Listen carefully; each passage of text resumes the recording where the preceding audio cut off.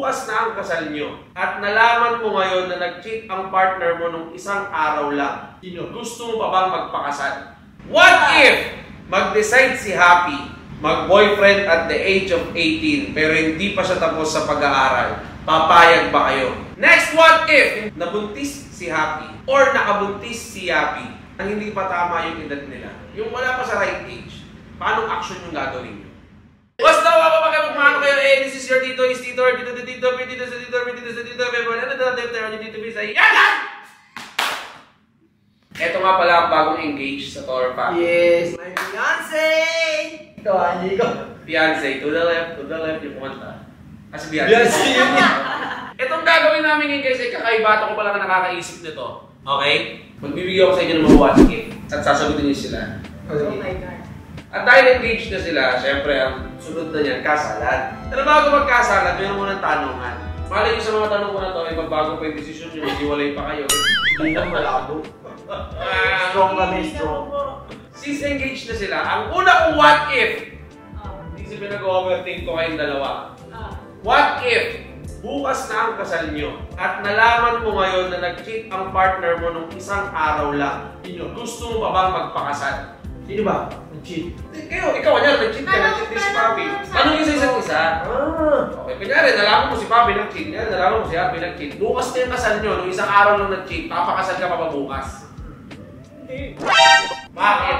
Oo, bubuli. Hindi ba pakasal? Uy, hindi po agad engaged tayo, sa'yo na ako. Hindi ba may tawag sa ganun? Yung bago yung kasal? Bachelor's party. Ayun, bachelor's party. Sausage party! Ay, puta.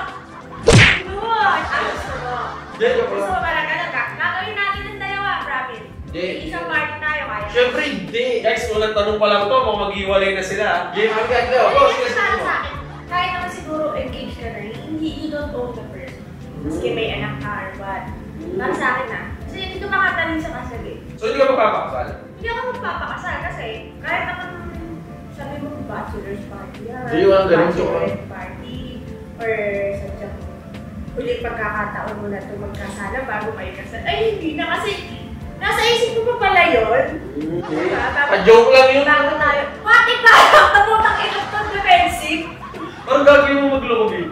Hindi ako. Hindi sagot ko. Ayoko talaga. Alam mo kung ano, kasi kung mag-cheat ka lang, baby, tuloy mo na lang yun. Huwag mo lang ito sa'yo. Okay. Tama niya sabi mo. O, ikaw? Ako naman. Oo, magpapakasal ka ba pag nalaman mo nag-cheat si Papi no isang araw lang, ha? Sa akin, oo. Papakasal pa rin ako kahit. Bakit? Bakit mo gusto sagot ko? Hindi. Depende mo lang ano niya, kung anong para siya nagloko. Eh, paano Hindi, kahit ano. Oo, ganun. Di-dog natin next year. Hindi. Mag-move on na siya. Isang anak pa. Hindi, ano. Mag-move on ka muna. Oo, 1 year. Oo, sige. Ano yung papakasal ka pa din? Hindi tayo papakasal. Hindi ko kasi naman sagot eh. Ako, ayoko eh. Hindi, ayoko mag-iwalay pa rin tayo kasi may tatlong bata na ito. Magloko ka, bala ka. Hindi mo ganun na tayo. Kasal pa rin. Hindi, kasi kasal naman yung tanong mo, di ba? O, what if na basta yung kasal niyo? Kasal lang ako. Eh di, wala naman na kami kasalan. Mag-ano kami ulit, restart. O, kahit nagloko siya, gano'n. Ang ganda mo pa. May bata ng involved. Eh di kung magloko siya ulit, bala na hanggang sa mawala ako sa mundo. At least pinatunayan ko sa kanya. Laging... Cricket, diba smart? Yung pala pinasal na tayo! Hindi ka makakawala sa Hindi, pagkakataon. Kahit magloko ka na magloko ako, nandito pa rin ako. Yun yung sagot. Okay. Second, what if, hindi ko kayo pinag-overthink dalawa, what if, kinasal na kayo, tsaka nyo nalaman yung cheating, anong action yung gagawin? Ay, puta niya. Ako muna. O, ikaw? Okay mo na. Oo muna, kinasal na kami. Tapos nalaman ko nag-cheat. Once na kinasal na tayo, nalaman ko nag-cheat bago tayo kasal. Siyempre aayusin natin. Aayusin ka na. Kasi kasal na eh. Kasi kasal na, sayang naman. Alam ng divorce agad, puta ka na sayang. Tapos nakalagay sa birth certificate mo, ay status mo, widow na diba? Separated pala! Ano nag-yuda ka no? Hindi, yun yung sa akin. Pag-uusapan natin. May tawag sa ganun eh. Ay, nag-yuda agad. Counseling. Oo, kasi... Bakit hindi natin ginawa bago pa tayo kasal? Siyempre, ginawa natin ng una yun, kaya nga, bago natin pumunta ng kasagan. Ganun tayo. Di ba may ganun talaga yun? May counseling talaga. Counseling bago ikaw talaga, ganun ba? Meron ganun. Alam ko may ganun. Hindi naman ako pare niya lang. Pero ko may ganun eh.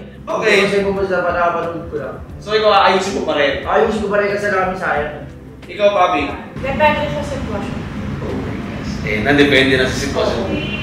Depende. Kasi kung may parang emotional shit siya, pwede ba mag-counseling yun kasi emotion yun eh.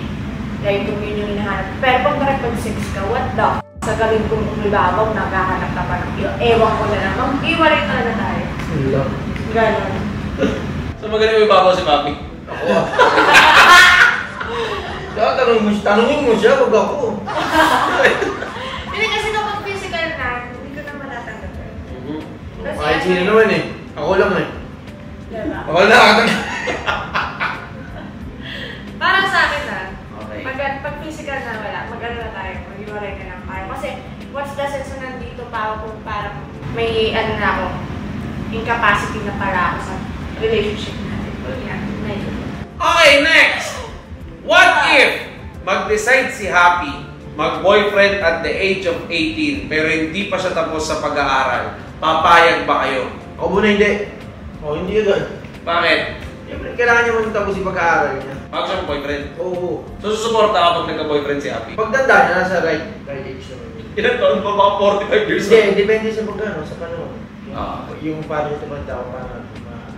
Yun na yan. Yun na yun. Oh, Happy.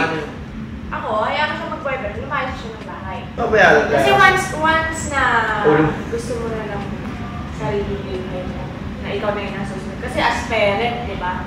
Hindi porket 18 ka, alam mo na lahat. Hindi, kaya kantayin mo natin siya graduate at step by step eh. Oo nga, and kung yung parenting natin is maayos at talagang makapalaro mo siya ng mindset base, ibibigay ko yung sarili ko sa mapapasawa ko, dati hindi niya tayo gagayahin. Na makakapagtapos siya ng maayos, may trabaho muna siya, she have her own life bago siya mag-jowa or mag-asawa, diba? Sana gano'n. Pero kung pipiliin niya tayo, pipilit niya talaga ka at 18, at the age of 18, legal na ako, wala na kayong pakialam sa akin. O sige, hayaan kita malaman ko yung totoo. Gano'n. Pero as much as possible, May ayaw guide mo mangyari. pa rin, syempre. May guide ko, pero pag gusto niya talaga umalis, mag-jowa, get out. Oh my gosh, get out. So nasama ka, B? Happy. Oo. Ito yung sagot nyo na lahat. Yeah. Okay. What if lumipas ang mahabang panahon at hindi na kayo nagkakasundong dalawa at mag-decide ang mga anak nyo na maghiwalay na lang kayo dahil hindi na nila kaya ang nakikita at nararanasan nila? Susundin nyo ba ang anak nyo o ipaglalaban nyo yung relasyon nyo kahit sirang-sira? Ooh, tough one. Para sa akin, wala, hindi ko ipipilit. Kasi sinabi ko to kay Harvey, bago ako manganak kay Happy. Kasi hindi ka maayos hindi. Oh. Tapos di ko alam may apat pa siya. Hindi ka maayos. Kung pinagagawa ko, B. Ang ganap namin, ang sabi ko sa kanya, sawa, pag nanganak ako, or bago pa man din ako manganak, pag hindi talaga tayo okay, maghiwalay na lang tayo. Kasi ayaw kong lalaki yung bata na mawinitness niya na may nanay at tatay ako, pero pakiramdam ko wala. So, anong pinagkaibahan niya sa broken family na walang nanay at tatay, pero wala siyang chaos na nakikita. So, ganun din siya. Parang, okay, ito na yung nanay at tatay ko, I feel empty inside naman. So, wala din sense. Hindi rin siya lalaki yung feeling niya buo siya, buo yung pamilya niya. Kaya sa akin, pag dumating na yung panahon na yun at talagang tayo na yung toxic, okay, it's time talaga na kung hindi ka talaga matadaan sa counseling, maayos na usapan. Okay, DJRB, signing off. Hindi sa akin, hindi ka ganda, ayoko na mangyari. Pero kung mangyari man yung gano'n, syempre ako na lang bubukod at pupunta na lang ako doon. Para di, wala naman. Napakasimple na sabihin ko, alis ako doon. Kasi nagkatoksika na siya sabi ko. So, iiwan mo yung dalawang anak mo? Iiwan ko si Papi, yung dalawang anak kay Papi. Bakit na mo? Tapos wala akong kunin? Hindi, wala. Hindi, sila gulo! Tangina na ito! Eh, ang decision nga ng mga anak nyo, maghiwalay kayo. Oo. Papayag ako pero doon kayo sa Mami yun. Ikaw ang gagawin mo? Hindi, lagi ako pupunta doon sa bahay.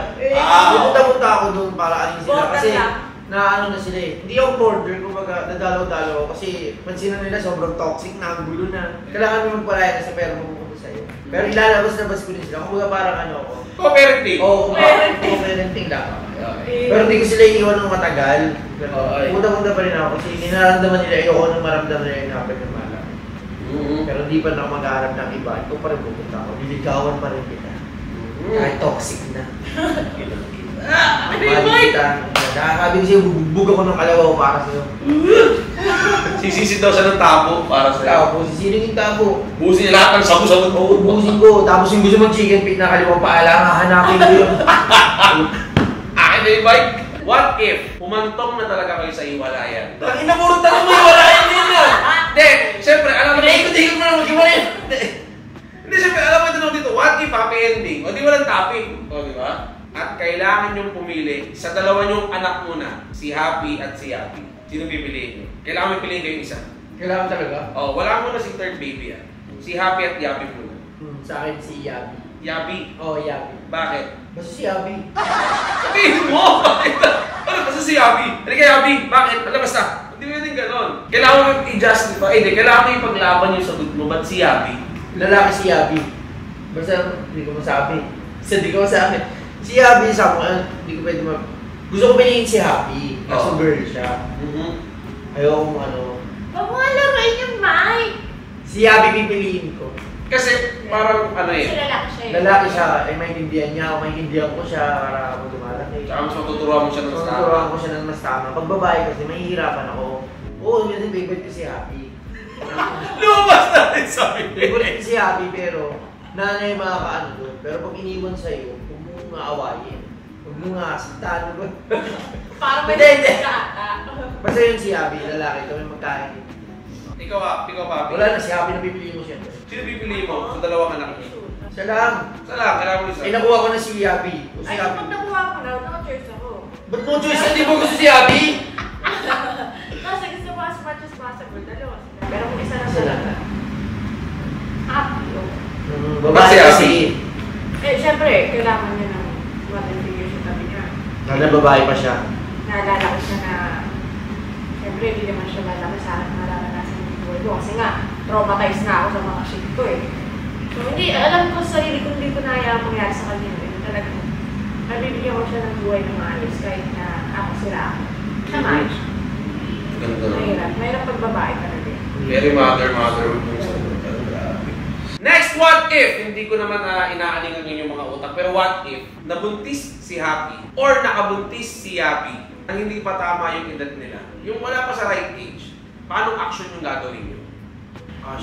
Hindi ko para yun. Hindi ko para tulad ng iba pinapalaglag. Yung parang inano nito, may sinabi siya. Blessing yan. Siyempre una magagalit ka. Pero andun pa rin yung gabay mo. So gagabayan mo siya? Gagabayan mo siya, pero una magagalit ka talaga siyempre. Pero may gabayan mo pa rin na kasi ba't mo ganito ganyan. Basta papabayan mo yun na puro galit hanggang sa huli. Wala tayong magagawa dyan. Okay. Ano mo na tagay mo ng blessing yun. Hindi ka para magalit. Sa una lang yan, pero huwag mo na patagay ng taon o ano. Hindi para ganun. Ito, 10 years, no? Ang laki na ng anak. Eh, di naman nila alam eh, mga bata pa sila eh. Siguro kung gano'n nga yung what if mo, may pagkukulang kami, kaya nagawa nila yun. Diba? Ang layo na ng inaano ko eh. Oo, di ka naman! Okay nga eh! Lumalayo. Hindi, yun may pagkukulang kami kung bakit kaya nagawa yun. May part. Baka gano'n kaya sila nagkagano'n. Papi. Same as daddy ka. Sige mo. Tama na sinabi. Iyo! Isa ko sa ubos. Pero kapag kunwari sinabi na buntis, nadalhin ko siya doon sa pamilya ng lalaki. Pag nabuntis mo yan, panindigan yun. Although sige, masakit sa akin, part sa amin kasi sabi ng babae, eh, siya, yun, isa talaga. Tapos wala pa sila sa right age. So, right doon. Nasaktan ako kasi feeling ko, parang nag-fail ako as a parent na magabayan sila. Pero syempre, alam ko naman sa sarili ko, hindi ko pa pupuntahin sa ganung sitwasyon na ako. Pero pag nangyari talaga, ayun. Bibigay ko siya din sa pamilya ng lalaki para mabigyan din siya ng leksyon, pati yung lalaki, na may consequences lahat ng actions nila. Kaya rin naman, kapag nakabuntis siya, depends din sa pamilya ng babae, ibibigay na nila sa akin yung nabuntis ng anak ko. Or, kapag okay sila na nasa kanila yung anak ng babae, yung anak ko, pagtatrabahoin ko. Papasok siya somewhere na alam kong kilos siya ng maayos, makakita siya ng magandang pera. Para... Pasok mo sa pamilya! Suspecto niya yung pamilyang binuo niya. Okay. Pero may hangganan. Kumbaga, sige, first year or 2, nandito ako, magpapakamagulang pa rin ako sa'yo.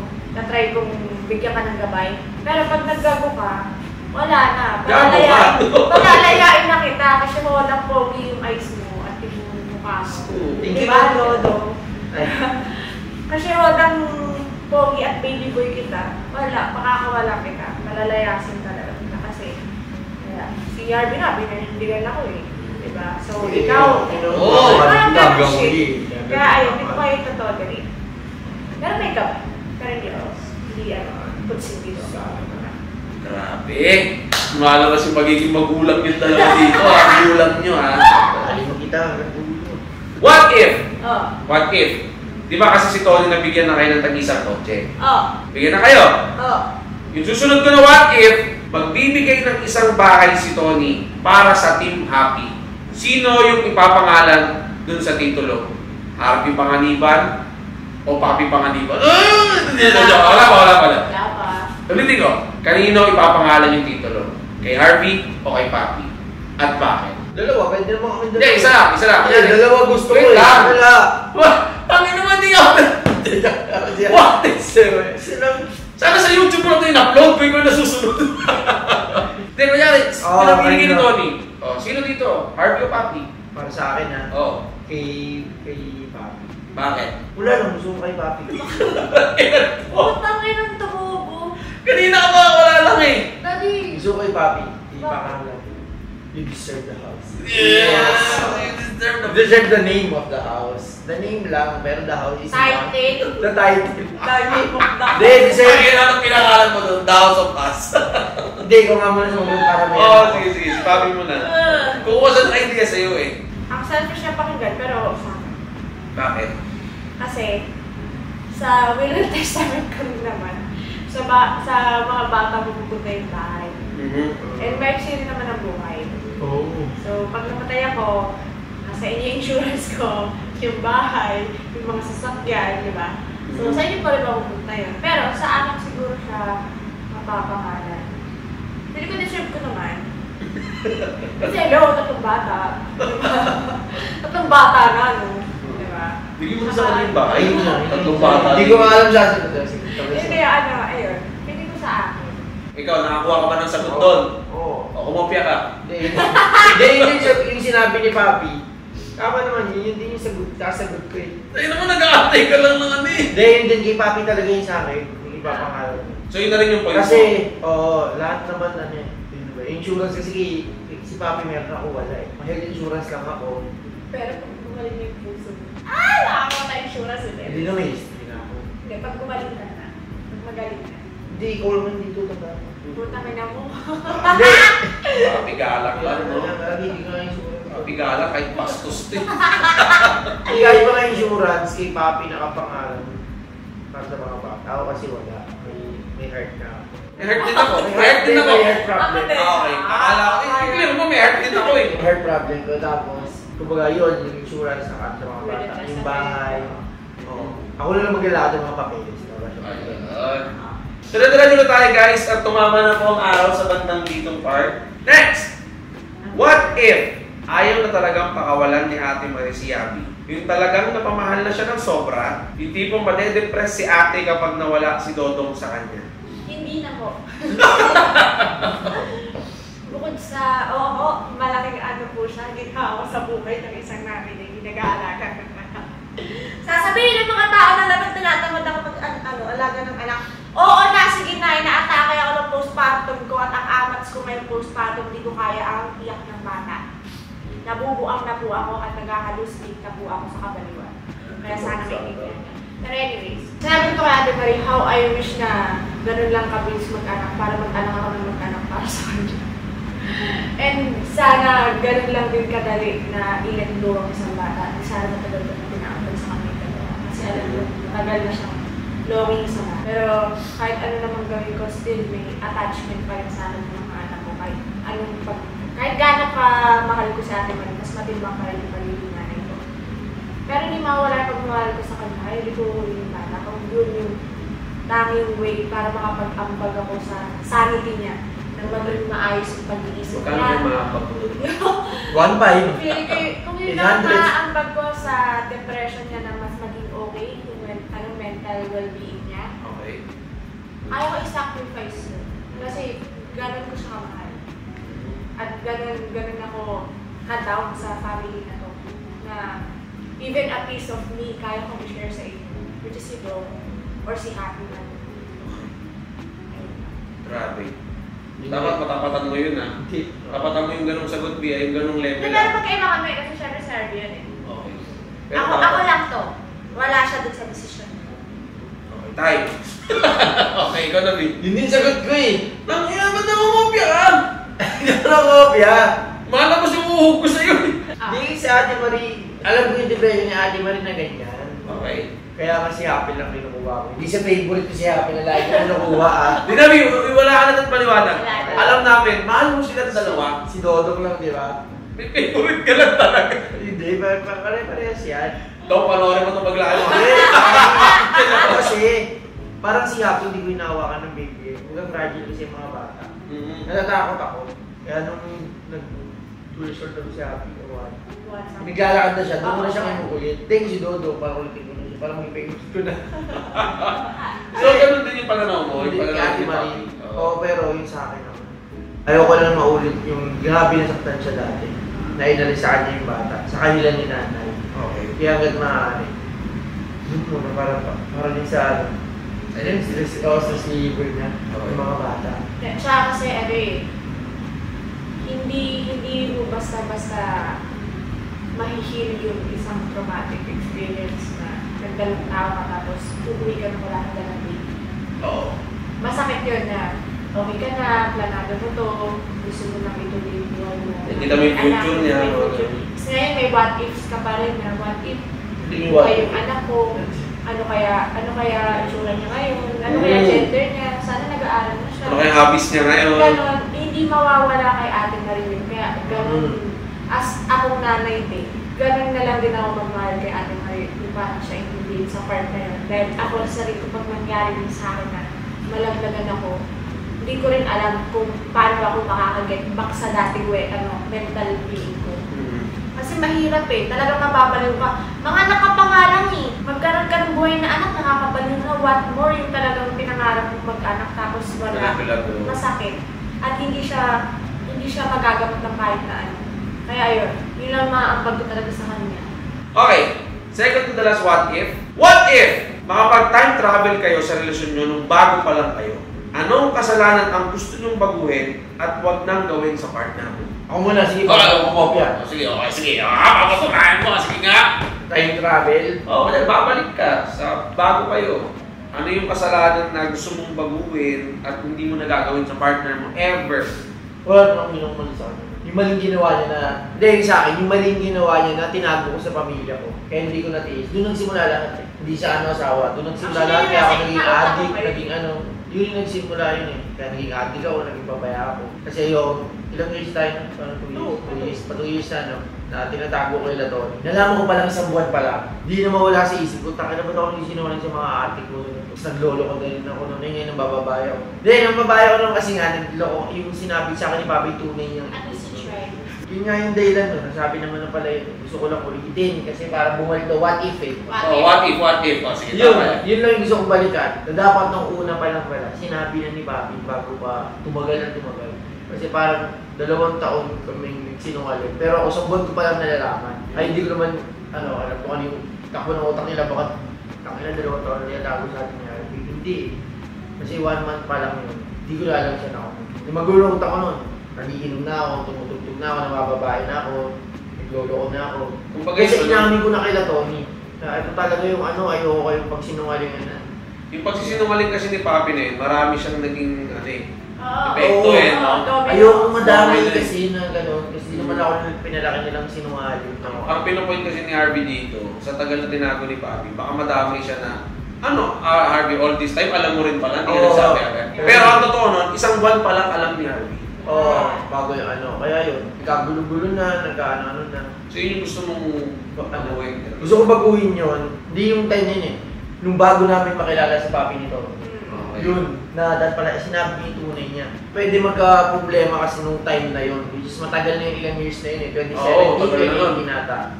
Tagal na nun. Tapos yun, lumayas na ako. Hindi talaga kayo pag-hiwalay na. Yun yung pinakaunang hiwalay at pagluloko kay Papi at pag-gago ko sa labas. Maging tarantado ko sa labas. Nag-droga ako ng babae ako, nagloko ko ng mga yung iba. Binalik ko pa rin si Papi kasi mahal ko pa rin talaga kasi naawa pa rin. Ganda mo!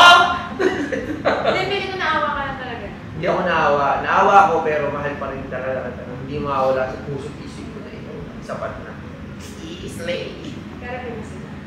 Oo, meaning ko. Ulit mo sila. Pero ikaw pa rin meaning ko. Ako yung isa-isa lang, ikaw yun mo. Mas Papi. Ako yun din naman. Kasi, joke lang. Huwag naman lang sumagot. Pero sa totoo lang, hindi ko rin naman masising sarili ko kung bakit. Oo, kasi mama mo kasi na survival mode ako eh. Pero how I wish na aside sa work, yung sa ating dalawa, parang tayo nag-start, how I wish na hindi ako nag-start sa age ko. Kasi parang din ko na din ko na pagkanto na, ay tama na, bigat na ito, ang bigat na karma na ito sa akin. Kasi napaka-pure soul ni Harley. And laging, siya yung broken hearted sa mga relasyon. Tapos pagdating ko pa sa kanya, mas mabigat yung binigay kong problema sa kanya. Pure soul, so kumagal mo sa... To the point na yung sarili niya na pinaktak niya. Yun nga, nag-drugs, sobrang depressed niya, hindi niya lang sila tatakbuhan, na ang mas malala pa doon, nakapanakit din siya ng ibang babae kasi alam niya naman sa sarili niya, hindi rin sila magtatagal ng mga days makausap niya. Napaasa niya, and may mga tao rin kami nasaktan ni Hardy, along the way, kasi dun sa kasinungalingan ko na yun, ang ending, nagkikita pa rin naman kami, nalitifugo pa rin naman kami that time. So, ayun, doon talaga nagsimula sa paglalay ko about sa age. Kasi ang daming na-apektuhan, hindi lang si Hardy, hindi lang sa work, may ibang tao pang na-involve, alam mo. Ang daming kong babaeng nasaktan pa maligti.